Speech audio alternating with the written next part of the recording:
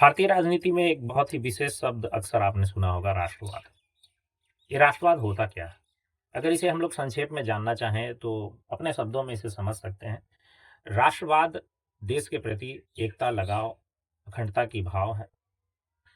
एक ऐसा मन में चेतना, एक ऐसा सोच, ऐसा विचारधारा जिसमें हम अपने देश के प्रति प्रेम, लगाव और राष्ट्रहित की बात करते हैं, तो ये राष्ट्रवाद है।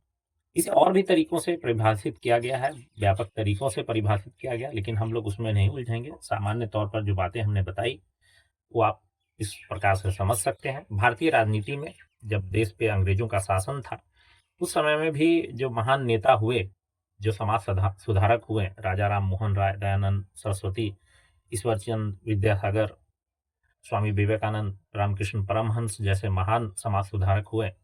इन लोगों ने भी जब अंग्रेजों के अति को देखा, अंग्रेजों के इस तरह के कृतज्ञों को देखा, तो इन लोगों के मन में आया कि देश में सबसे पहले एकजुटता लोगों के अंदर होना बहुत ज़रूरी है। तो इन लोगों ने समाज सुधार की बात कही, समाज सुधार के प्रति कार्य किया और बहुत सारे ऐसे समाज। क्या आपको पता है भारत को आजादी एक दिन में नहीं मिली थी। सालों तक आंदोलन, विरोध और संघर्ष चलते रहे। हजारों लोग जेल गए और कई लोगों ने आजादी के लिए अपनी जान तक कुर्बान कर दी। 1942 में भारत छोड़ो आंदोलन, क्विट इंडिया मूवमेंट ने अंग्रेजों के खिलाफ आवाज को और तेज कर दिया। पूरा देश एक ही आवाज में उठ खड़ा हुआ, आजादी। और फिर 15 अगस्त 1947 को भारत आजाद हुआ। लेकिन इस आजादी के पीछे सालों का संघर्ष, बलिदान और अनगिनत कुर्बानियां छुपी थी।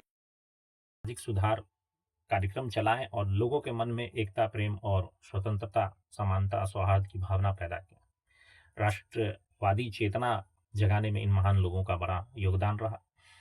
इसके अलावा हमारे देश के बहुत सारे महान नेता जो समय समय पर पत्रिकाओं के माध्यम से, पत्र के माध्यम से, समाचार पत्रों के माध्यम से, अपने संवाद के माध्यम से, कई माध्यमों से लोगों के मन में राष्ट्रवाद की चेतना को जगाया, लोगों को एकजुट किया और लोगों को समझाया कि देश की राजनीति में जिस प्रकार से अंग्रेजों ने अपना पांव जमा रखा है और देश को लूट रहे हैं, देश को गुलाम बना के रखे हुए हैं, इन लोगों को बाहर फेंकना जरूरी है।